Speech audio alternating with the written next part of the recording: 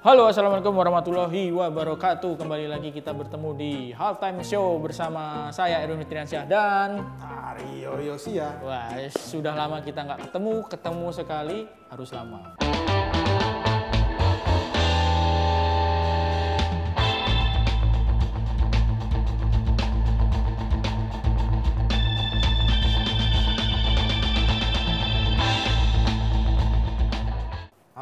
Harus lama ya.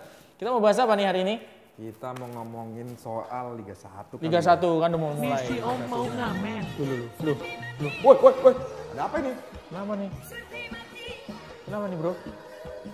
Kita nih acara horor. Kayak acara horor nih. Woi. Mati lampu nih. Tolong, lontong. Bagaimana ini? Waduh. Udah kayak ini aja, Bro Win. Udah kayak di Stadion Stadion Patriot ya. Mati lampu. Gimana? Jangan ngomongin mati lampu nih, gue kehilangan mood aja nih. Aziz, bagaimana sih, Aziz? Yalah, kita ngomongin serunya aja, persaingan aja lah. Belum bayar token listrik, makanya mati. Isu di media sosial lucu tuh. Apa tuh? Kita ngomongin dikit lah soal Persija kemarin. Iya. Kan rame di medsos kan. Katanya ada yang nyorong kabel gitu kan. Gue cuma mikir dari logika dari awal tuh pada yakin tuh hoax. Kenapa? Bro, listrik lagi nyala lo potong. Kalau enggak lo jadi Flash Gordon. Mungkin itu yang nyolong musuhnya Spider-Man tuh, yang Electro tuh. Yang Jamie Foxx yang jadi kan, Electro jadi Nah, gue bilang nggak mungkin banget gitu kan. Ternyata genset kan. Ada Genset, masalah ya. genset. Artinya ya, tapi oke lah. Masih uji coba lah, wajar lah ada tantangan-tantangan. Orang Jawa. Untungnya bukan pas di pertandingan resmi gitu ya. Bukan pertandingan Liga 1 gitu ya. Kan Liga 1 mau mulai. Ya, Thomas Doll pernah lah kali-kali di Bundesliga ngerasain sekali mati lampu. Nggak mungkin juga dalam hidupnya deh. Mana bro, kalau ngomongin Liga 1? Liga 1. Persija kandangnya di mana? Di GBK dan ini kan, tapi GBK kan kayaknya nggak bisa dipakai. GBK dan Patriot. Patriot. Gitu. Berarti ini nggak boleh kejadian mati lampu di Patriot. Jangan Kalau kan Patriot Liga 1. GBK aja pernah Pernah mati lampu juga ya. mati lampu. Bagaimana bro kalau lihat persaingan musim ini? Ya kita ngomongin juara dulu deh. Juaranya PSM, ya kan? Juara bertahan. Juara bertahan PSM. Tapi pemainnya udah ada beberapa yang pergi kan? Ramadan Sananta Yang pergi. udah kan kalau juara kecuali Bali United besoknya moga-moga PSM gak degradasi sih. Persebaya pernah ngalamin itu kan? Ya. Persebaya. Kita harus ngomongin dulu juara bertahan PSM. PSM tapi pemainnya juga udah mulai ada yang pergi kan? Ramadan Sananta ke Persis Solo ya? Persis Solo dia pindah. Persis Solo. Striker yang juga striker SEA Games, ya kan? Persis Solo. Jadi gimana kekuatannya kira-kira? Lo kan Ya kalau ngomongin seneng sama PSM. Tapi memang kalau tadi gue kan ngebahas kenapa gue ngomong jangan-jangan besok degradasi karena memang di Liga Indonesia ini kan unik. Juara musim depan nggak serius. Dihujat sama pendukung PSM lo, nyumpahin apa gimana gitu? Gue tapi malah mau ngomong yang bagus tentang PSM hari ini. Oke, gimana? Gue juga mau bilang gini, sebenarnya mungkin situasi ini nggak bakal terlalu berpengaruh perginya Ramadan Sananta dan macam-macam. Karena PSM ini menurut gue juara bukan mengandalkan 1-2 orang gitu loh. Artinya mereka beberapa musim terakhir gitu kan mereka sebenarnya kan bukan tim yang jor-joran uang gitu kan, memang kolektif kan. Bahkan seperti saudara ya Sayuri bersaudara kan ini entah Jakob dan berantah dari Jance mana yang sekarang udah jadi timnas gitu. Ada beberapa pemain lagi kan pemain muda ya artinya sepanjang regenerasinya jalan terus nih seperti yang setiap musimnya ini kan PSM kan selalu gitu. Mungkin yang masih tetap yang maksudnya jadi ikonnya dia kan yang pemain Belanda itu kan si siapa? Temannya Mark Klok. Wiljan Pluim. Nah, artinya sisanya kan mau siapa aja template-nya gitu kan berganti gitu kan ya Samsul Khairudin udah pensiun ternyata ada penggantinya. Siapa lagi yang mirip-mirip Samsul juga tuh?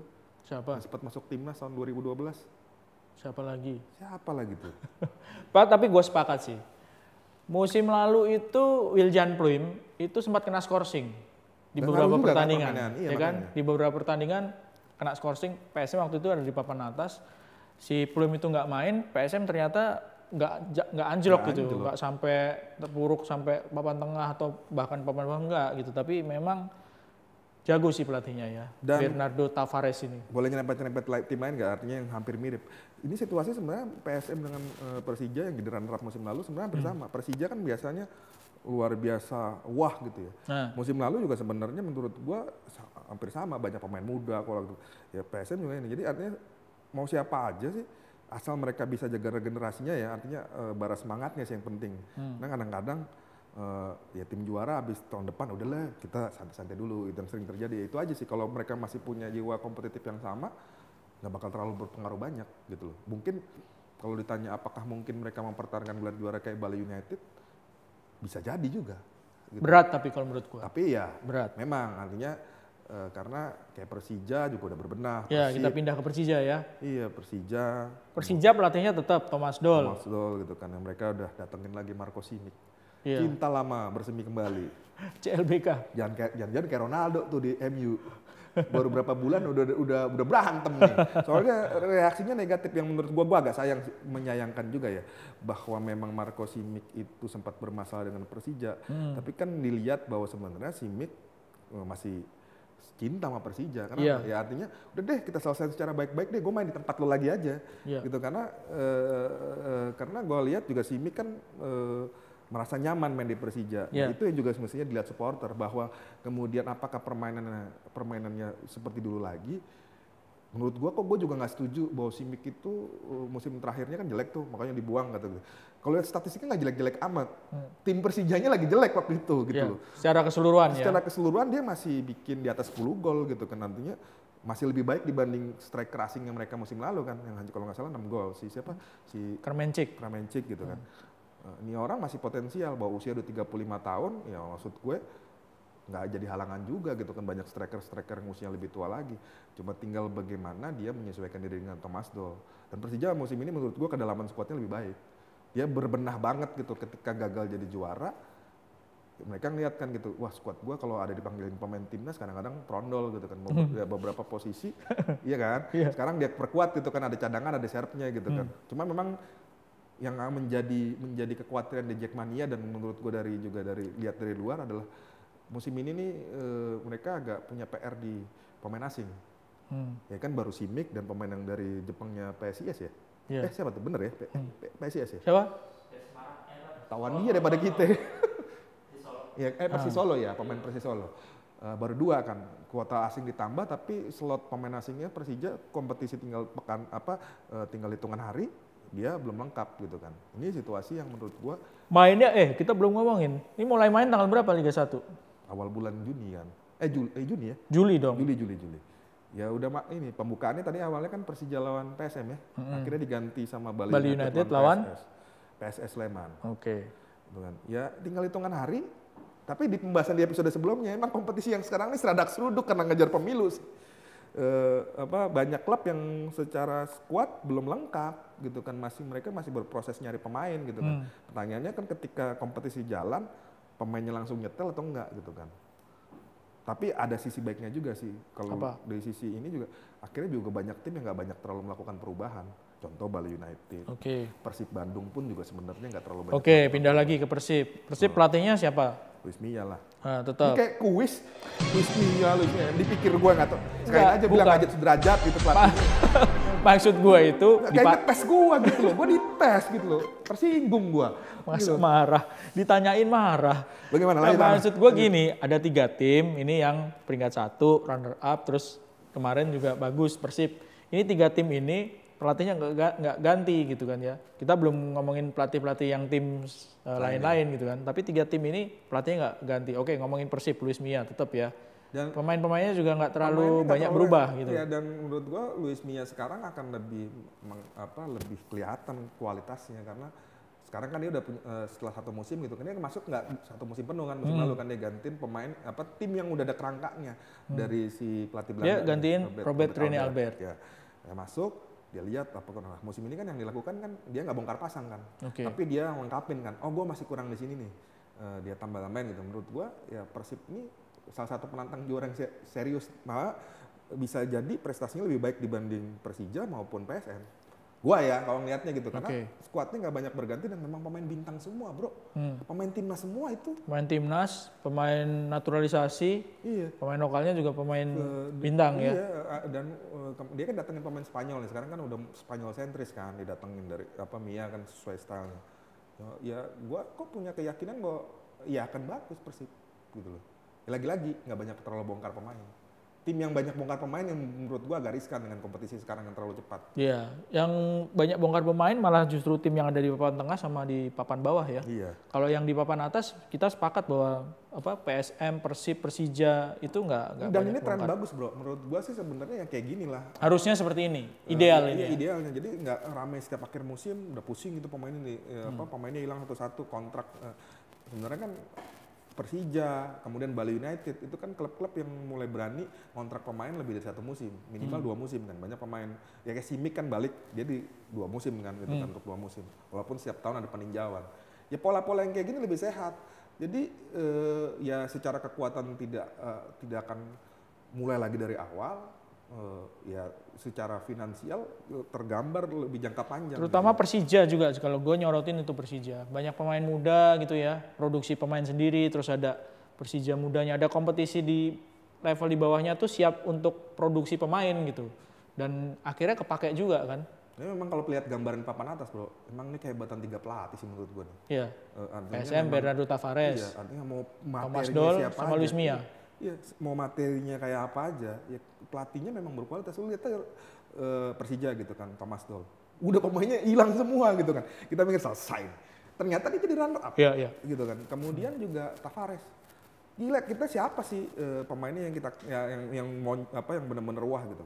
Walaupun belakangan kita tahu lah memang sebenarnya pemainnya berkualitas, cuma kita jarang ngikutin aja gitu kan. Jarang ngikutin memberi spotlight ke mereka gitu kan. Sama menurut gua. Dan masih lo hitung juga Bali United. Oke. Bali United itu termasuk klub yang ini. Tunggu dulu. Ini kita udah dikasih kode T. T apa nggak T? Tahu tingkah laut. Terminator katanya. berubah apa? Kita lanjut lagi di segmen kedua. Setelah kita ngomongin kandidat juara, sekarang kita ngomongin kuda hitam. Tapi ngomong-ngomong, kenapa ya dinamain kuda hitam? Lu tahu sejarahnya? Tahu. Apa bro? Karena kudanya warna hitam. Nah, kalau kayak gitu mah nggak usah ini. Enggak, gue sampai sekarang tuh kata itu sering gue pakai jadi judul kalau gue nulis atau misalnya di. Padahal kalau di media Inggris nggak ada ya Dark Horse gitu ya. Dark Horse gitu ya. Nggak pernah ya. Apakah ada kaitan sama kan gini? Gue gini larinya panjang tapi nggak apa-apa lah kita kita jadi ngerti gitu. Kalau kucing itu kan kucing hitam itu kan dianggap jantan banget. Gue nonton Ahmad Dhani tuh videonya, YouTube gitu kan. Dia punya kucing hitam. Itu kan simbol kejantanan. Apakah kuda hitam itu simbol kejantanan? Simbol kesialan kalau kucing hitam kalau gue. Ya makanya kan. Jadi apa nih kenapa namanya kuda hitam? Kan kalau ada yang tahu komen di bawah. Gitu kan. Kenapa nih namanya kuda hitam? Nah ini lanjut bro. Ya, yang jadi tadi kan udah ngomongin 3 tim ya, yang peringkat 1, 2, 3 ya. PSM, Persija, Persib. Nah tim lainnya nih bisa dibilang kuda hitam. Apalagi kalau mengingat format baru Liga 1 nanti, ya kan? Nah, itu udah mulai berasa tuh. Yang peringkat satunya itu belum tentu jadi juara, karena bisa jadi yang tim peringkat 4-nya ini yang nyodok jadi juara gitu kan, karena ada format baru yang ada finalnya itu kan. Dan seperti dugaan kita yang kita pembahasannya, pelatih bola United tuh udah ngomong, gue sih nggak usah muluk-muluk, babak reguler cukup. Cuma peringkat 4 aja gitu ya. Main aman, kita kelok, kita ngomongin lagi ntar pertemuan 4 tim itu. Jadi gimana? Tim kuda hitamnya? Yang jelas pertama yang tadi gue sebut lah, Bali United. Dan Bola United tuh gue termasuk sebenarnya. Apa? Bola United gitu. Bola United kita dong. Maaf, lagi-lagi. Bali United jadi Bola United. Bali United. Ya gue termasuk sebenarnya menganggap dia kuda hitam yang menjadi sedikit-sedikit unggulan lah. Ini pelatihnya juga nggak ganti-ganti ya? Udah berapa? 3 musim atau 4 musim? Iya. Ada beberapa pemainnya dia pergi lah ya. Dia lebih arahnya kan penyegaran ya. Tapi menurut gua mereka dengan komposisi tim yang hampir sama dan gaya stylenya Teko yang ini. Lo bayangin aja kan PSM juara nih. Kita ngomong nggak usah jauh-jauh dari playoff kemarin yang buat ke Asia. Iya. Kan PSM juara nih. Ketemu Bali United. Bali United juga kayak Indonesia. Kebayang loh, kebayang kan. Ya akhirnya Bali United juga gitu kan. Ya memang ini pelatih ya memang udah memahamin timnya dan mereka bukan tim yang artinya ya mereka tuh sekarang udah levelnya tim elit, tim baru yang di sepak bola Indonesia, tapi sekarang udah masuk jajaran elit yang selevel sama Persija, Persib dan Persebaya dan lain-lainnya gitu kan. Secara pengelolaan, secara fasilitas, secara pemain, materi pemain. Dan nggak ada gini juga yang gue salut sama manajemen Bali United gini loh. Kan kalau di Indonesia kan jangankan musim satu musim kelar, seperempat musim aja udah nggak jelas timnya aja langsung dipecat gitu kan. ya teko ya 2 kali juara gitu. Tapi kan setelah itu kan Bali United agak turun gitu ya. Turun musim lalu apalagi gitu kan nggak terlalu artinya di luar ekspektasi mereka. Tapi kan ternyata tetap sama ya.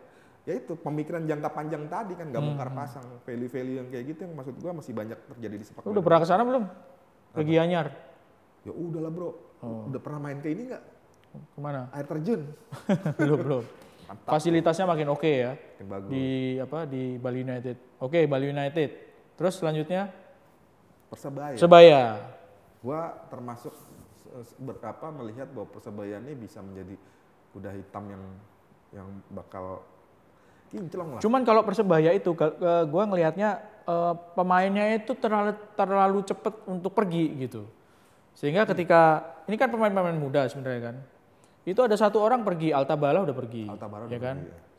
Altabala terus nggak ada Marcelino, ya kan? Baru tinggal siapa yang ke Persib? Si Kambuaya. Rahmat Irianto sama Ricky Kambuaya.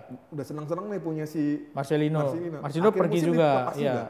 Jadi memang Persebaya itu oke lah, pemain-pemain mudanya bisa diandelin selama beberapa musim. Tapi kalau menurut gua terlalu cepat pergi, ya. Pemain asingnya kan gitu juga. Ini kayak model ini nggak? Setipe dengan Ajax Amsterdam. Ajak. Ya kan tulisan ajak, ayo gitu diajak gitu ya. Yuk. Ya udah ngomong saja Ajax. Kan. Kalau gue ngeliat kesamaan gitu kan ya, gue bibit itu. Tapi kan ya, gue bibit kayak tanaman. Buah bibit gimana sih? Gue bibit. Oh gue bibit ya, dibibit gitu ya. Ini bahasanya memang beda level kita nih. Satu di alam baka. Iya di semai gitu ya. Siluman gitu, satu manusia gitu kan. Oke. Ketawa lo. Ya dia membibit kemudian lepas gitu kan. Ya tapi gue lagi-lagi kalau larinya tadi lu bilang prestasi ya nggak pas. Ya. Tapi kalau nyari duit cuan yang menurut gue apa yang dilakukan masalahnya bukan gini, kalau di Ajax Amsterdam itu dibeli pemainnya ya kan. Ini lepas transfer. Iya. Nah kalau Persebaya kan belum tentu kayak gitu. Kayak Rahmat Irianto, kayak Ricky Kambuaya. Perginya bebas. Si siapa? Marcelino bebas juga gitu kan. Marcelino ini lagi. kita ngasih saran nih sama Persebaya. Mulai musim depan kalau perlu memang mulai berpikir ya kontraknya lebih kontrak jangka panjang. Dia dapat uang gitu loh. Karena menurut gua sayang lo punya pemain bagus-bagus. Tapi akan berbicara banyak nggak dengan ya terlalu cepat tadi menurut lo? Enggak berbicara banyak. Bermainnya yang banyak. Ya, ngapain banyak ngomong 2 kali 18 ya. Mainnya yang banyak. Iya. Sekedar kuda hitam gitu masih oke gitu ya. Tapi ya contohnya kan musim lalu gitu kan. Ketika tampil bagus, ntar belakangannya yang akan menarik menurut gua nih, apakah kawan kita Coach Aji Santoso ini bertahan satu musim? Karena ekspektasinya bonek tinggi musim ini. Mereka berharap ya artinya setelah PSM juara masuk kita nggak juara sih, gitu kan sama-sama tim legendaris gitu kan. Gua tuh agak worries juga tuh apakah Aji Santoso akan bertahan lebih lama lagi, apa akan bertahan panjang gitu kan dengan yang tadi. Ya, Aji Santoso kan sebenarnya pelatih yang memang ngerti banget pemain muda gitu kan. Yeah. Buat Persebaya sebenarnya udah sehati dia, manajemennya kan sebenarnya juga berpikir kayak kita pengeluaran harus seimbang dengan pemasukan gitu kan. Cuma pertanyaannya kuat nggak dia menghadapi tekanan bonek? Lo tahu bonek teman-teman di pendukung Persebaya itu kan fanatik banget kalau timnya papan bawah aja udah langsung berisik gitu kan. Ya wajar gitu kan. Selain mereka siapa menurut lo? Kuda hitam, PSIS tuh bisa lah jadi kuda hitam lah ya. Persik Kediri jangan lupa bro. Persik Kediri dengan King Arthur. Ada King Arthur di situ. Persik Kediri musim lalu itu sempet tuh menang ya kan. Iya. Persija kalah, Persib kalah. Highlightnya pastinya kan mereka kan dari ibarat kata ada selesai nih, gitu kan. Begitu putaran kedua, walaupun memang sayangnya degradasi nggak ada ya. Jadi nyebelin itu. Kalau degradasinya nggak ada kan, maksudnya gua bisa memahami. Persik kan juga jadi artinya kerja keras Persik tengah musim untuk memperbaiki posisi nggak ada rewardnya juga kan, gitu. Karena sama-sama udah nggak degradasi gitu kan. Gua ngeliat Persik finansial bagus, ambisius. Gitu kan. Cuma memang PR terbesar mereka adalah ketergantungan dengan sosok Arthur Irawan, baik di lapangan atau di luar lapangan, bro. Gitu kan? Artinya nih pemain serba bisa. Jadi pengurus bisa. Jadi CEO bisa, jadi pemegang hak suara kan Kongres datang dia nyoblos gitu kan. Wah, ada Arthur, nggak tahu nyoblos dia gitu kan. Jadi pemain juga bisa. Jadi pelatih juga jangan-jangan bisa. Lalu, katanya ini bukan bahan bercandaan, tapi katanya kan dulu kan dia ketika dia kan sempat juga memiliki PSS Sleman kan. Sempat ada di PSS ada gitu triksi-triksi artinya banyak apa? Triksi. Triksi. Maksudnya apa sih friksi? Friksi apa? Friksi. Iya.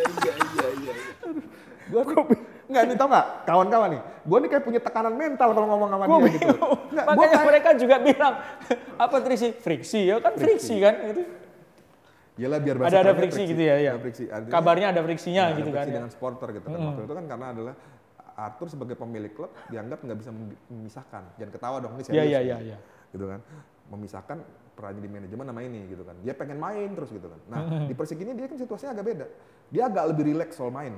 Nantinya dia jadi cadangan nggak apa-apa gitu kan. Lebih konsentrasi, malah belakangan kan dalam pembelian pemain, kebijakan dan macam-macam gitu. Pilih kan. pelatih. Iya kan, perombakan manajemen juga gitu kan. Ya kayak gitu maksud gua, ya ini jadi kunci gitu kan, karena uangnya ada. Oke.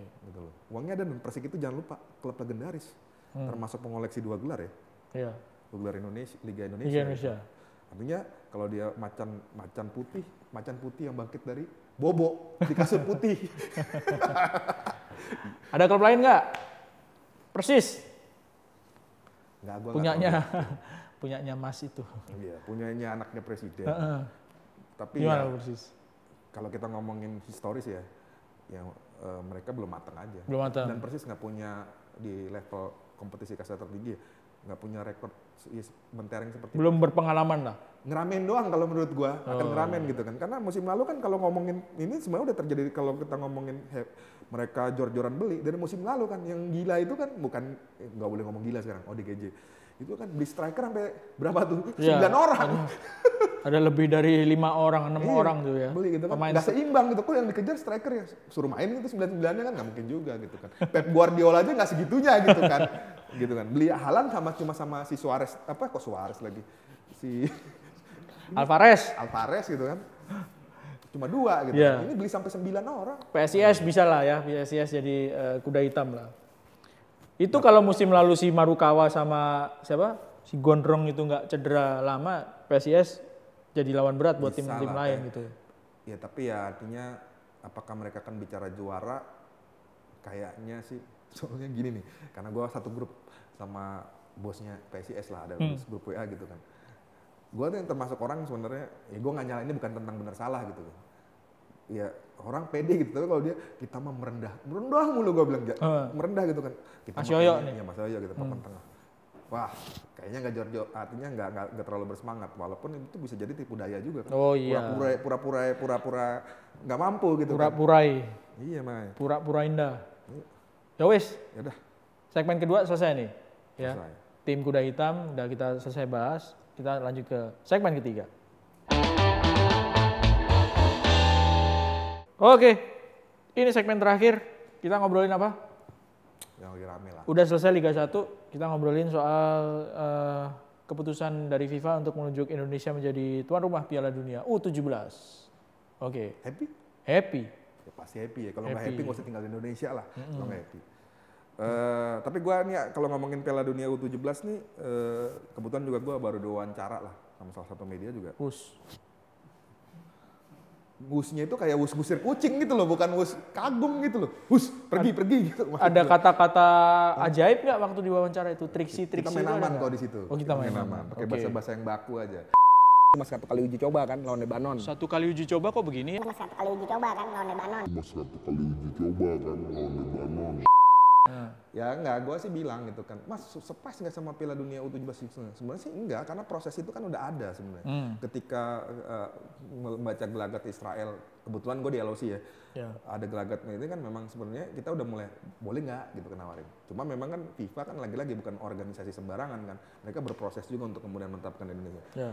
Menurut gue, U17 tuh bebannya akan lebih ringan kita sebagai tuan rumah. Karena satu, pertama ini bukan event hajatan, event nomor 4 yang terbesar yang dimiliki FIFA. Kan Piala Dunia Senior, U20, terus wanita dan terakhir baru Piala Dunia U17. Artinya dari segi prioritas mereka ya ini prioritas keempat gitu kan. Kedua, dan itu otomatis berpengaruh dengan venue. Makanya kemarin tuh rame soal Coldplay itu gue bingung. Gue bingung jujur aja. Kenapa? Menurut gue gini, ketika jangankan tentang U17-nya, U20 aja sebenarnya waktu itu kan finalnya udah pasti nggak di GBK. GBK. Karena kan gini yang mesti dihitung teman-teman yang masih paham adalah Piala Dunia FIFA tuh kenapa nunjuk Indonesia? Salah satu faktornya mereka itu ingin melihat eventnya mereka dihadiri banyak penonton. Karena Indonesia punya crowd yang besar gitu kan. Pertanyaannya kan kalau Indonesia nggak masuk final dan udah pasti ya. Percaya nggak lo Indonesia lolos Piala Dunia U20? Nggak mungkin kan? Ya. Final ya, kita ngomongin berat ya. Lolos penyisian kita masih ayo mungkin kita berjuang gitu ya. Mungkin. Peringkat 3 terbaik masih bisa dikejar. Iya ya. makanya. Tapi kalau lolos final berat. Misalnya yang bertanding Afrika Selatan lawan Karibia final. Makedonia gitu. Ya, Makedonia. negara kayak gitu. Siapa yang nonton? Masih ingat 2007? Yang nonton? Pelatihnya. Pemain cadangannya. Saudaranya. Ofisialnya. Iya. Masih ingat kan 2007 waktu itu Irak dan Derby Arab kan? Piala Asia. 2007. 2007. GBK gitu kan. Itu pertandingan yang sangat menarik. Tetapi kita kan nggak punya kedekatan. Irak lawan Arab ya waktu itu? Iya, nggak ada kedekatan ini kan penontonnya so-so lah. Ya. Apalagi Piala Dunia U20 gitu atau U17. Jadi artinya sebenarnya kemarin rame-rame soal Coldplay, nggak lah kayaknya U17 itu nggak bakal pakai stadion yang gede. Gitu loh. Hal yang lain, menurut gua PR terbesarnya malah justru ini nih. Yang kedua nih, adalah justru yang perlu dicermatin. Waktu persiapan timnas kita itu loh yang terlalu mepet. Nah itu yang bahaya. Gitu kan. Yang riskan itu ya. Iya. Bima Sakti baru ditunjuk setelah 2 hari pengumuman kita gitu kan. Bima Sakti memang pelatih U17 dan juara di Piala AFF. Tapi setelah itu kan timnya vakum. Vakum. Istilahnya bubar gitu ya, nggak seperti intens seperti U20 gitu ya. 4 bulan atau makanya 22. Ekspektasinya tinggi, buat gua nggak fair buat Mas Bima. Karena 4 bulan membangun tim baru kan dia mau keliling 9 kota kan, melakukan seleksi mencari pemain bakat-bakat. 4 bulan tuh pendek loh. Iya, 4 bulan itu persiapan tim, uji coba ya kan, segala macam. 4 bulan nggak bukan waktu yang. Dan treatmentnya U20 kan beda. Dulu kan ada pemain naturalisasinya, ya. Kemudian latihan udah 3 tahun. Uji cobanya ke luar negeri. Iya, 4 bulan ini kan nantinya memang kalau gue lihat 2 bulan, sebulan buat seleksi. Kecuali kalau memang ada kompetisi yang rutin. Nah, ini kan PR, akhirnya jadi PR. Karena apa? Nggak ada kompetisi rutin yang membuat pelatih tim nasional, khususnya di level kelompok umur itu, seperti U17, U20, itu dengan mudah bisa dapat pemain. Kalau ada kompetisi rutinnya kan bisa relatif lebih mudah dibandingkan kalau nggak ada kompetisi rutin. Mau nyari di mana? Iya makanya, menurut gua agak tergagap-gagap nih PSSI ini. Makanya tadi gue bilang ketika ditunjuk, gua kan lihat itu kan, agak kaget juga si Erik nih. Gitu kan, akhirnya tunjuk Bima gitu. Si Erik siapa nih? Pak Ketum. Udah kayak kawan aja. Bro Erik. Bro, kita tuh cuma paling beda berapa tahun sama dia, bro. Kita tuh udah tua juga, bro. Jangan ngaku muda, depan anak muda. Iya, tapi doi kan ini ketua, menteri, siapa bos ketua? Gitu kan. Kita kan apa? Kita nih siap Doro. Aduh. Iya. Jadi ketimbang ngurus ngeributin soal venue gitu, lebih baik sebenarnya fokusnya ke sebenarnya bener Pak Erik itu udah bener bahwa ini Coldplay juga Piala Dunia wanita. Gue belum selesai ngomong udah dikagetin. Nah, ini penting nih. Jarang-jarang baru ngomong ini Coldplay juga Piala Dunia wanita. Cuma 2 stadion, bro, yang dipakai. Tuan rumah Piala Dunia. Di mana? Lupa gue negaranya, tapi cuma 2 stadion. Piala Dunia wanita. Oke. Sementara kita punya 6 stadion kemarin ya, di U20 disiapin ya. Palembang, Bandung, Jakarta, Solo, Bali. Surabaya, Bali. 6 gitu. Jakarta udah sebut. Jakarta udah sebut. Udah. Kayaknya lu kalau sama gue nggak percaya, lu kayak istri gue aja, lu curigaan mulu kalau pulang malam, papa di mana? Padahal kita ngomong, papa kerja gitu kan. Kerja di mana? Kayak gitu loh. Udah jangan kayak gitulah. Gitu. Ini jadi ada dusta di antara kita sebagai sahabat lah. Jadi ada 6 stadion.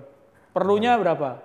2 kemarin Piala Dunia wanita. Ya artinya kalau tadi kan gue ditanya gitu, siap nggak infrastruktur? Ya siap lah. Kita paling butuh cuma 2-3 atau 4, mentok 4. Makanya kan jawabannya Pak Erik kan juga santai ketika tanya, bagaimana soal venue dengan karena U20 aja udah nggak finalnya udah pasti nggak bakal digelar di Solo. Iya. Nggak di Jakarta. Ya, nggak di Solo. Tekanan mental gue ngobrol sama dia. Berapa? 4 menit lagi. Gitu kan. Itu yang menurut gue. Solusinya gimana gitu? Kalau cari pemain gimana solusinya jadi? Ya, kalau gue sih gini, jangan berekspektasi lebih aja. Jadi kalau misalnya nanti hasilnya ini jangan langsung memaki-maki Bima. Kan karena gini loh, kadang-kadang nggak fair juga nih publik sepak bola Indonesia. Sintayong, itu kan puja-puji gitu. Waktu itu soalnya Bima ini agak sensitif. Waktu habis juara Piala AFF itu kan ada salah satu asistennya dia emang juga offside sih. Ngomong lokal pride. Nanti kan akhirnya Piala Dunia ini dia akan dipantau gitu kan. Yang menurut gua juga, ya kita realistis aja. Tapi ini terakhir nih bro, ini udah 4 menit nih. Pengennya setengah jam tuh nggak. Ada satu lagi nih yang menurut gua ini. Apa? Gua kok agak takut kompetisi domestik kita kan dikorbanin. Nah, itu dia. Karena kan itu event itu November, Desember. Periode pemilu. Problemnya udah mulai mendekati pemilu ya. Pemilu kan Februari. Artinya masa kampanye dan masa kampanye udah mulai. Dan selalu kita tahu masalahnya bukan kesiapan dari timnya untuk bertanding menurut gua kan kalau ini. Lebih ke pengamanan. Pengamanan biasanya nggak mau berbagi konsentrasi. Dan gua sih percaya ketika presiden kemarin kita dukung juga Piala Dunia U17. Ya akhirnya terbelah dua kan. Piala Dunia U17 dan pemilu. Masih ada Liga 1. Liga 1 ini pertanyaannya akan tetap berjalan atau enggak? Pemainnya mungkin nggak akan diambil gitu ya. Kalau klub-klub Liga 1, tapi soal jadwalnya ikut mogok kalau gua takutnya. Sesederhana itu aja. Ada nyamuk nih tadi kok gini. Ada ini. Ada kecubung bro, kecubung daun dong. Kecubung lagi. Jadwal ya, yang bahaya jadwal ya. Padahal secara jadwal ini udah diatur bener-bener nih sama PSSI sama PT Liga kan. Mungkin itu yang kepusingannya Pak Erik dan kawan-kawan di PSSI sekarang tuh lebih ke sana, skala prioritas. Gue takutnya kan nggak cuma Liga 1, Liga 2 dan sebagainya. Kan turunannya itu akan krusial. Ya dia harus dihadapkan memilih mana yang lebih dulu diprioritasin dan nggak mungkin dia nggak memprioritaskan Piala Dunia U17. Gitu sih. Oke. Selesai ya? Boleh selesai ya? Udah selesai? Pulang yuk. Kita tutup episode kali ini dengan selesai dengan tanpa ada triksi antara saya dengan saya Erwin Fitriansyah. Bisa diulang lagi. Saya kuat apa kalau triksi kan 3 orang ribut. 3 orang ribut. Kalau berdua apa dong? Duosi. Oke, terima kasih sudah nonton. Kalau mau update berita olahraga, baca bola.com, Bola.net, dan kanal bola di liputan6.com ya. Sampai ketemu lagi. Terima kasih. Saya Erwin Fitriansyah dan Arya Yosia. Pamit undur diri. Assalamualaikum warahmatullahi wabarakatuh. Semangat.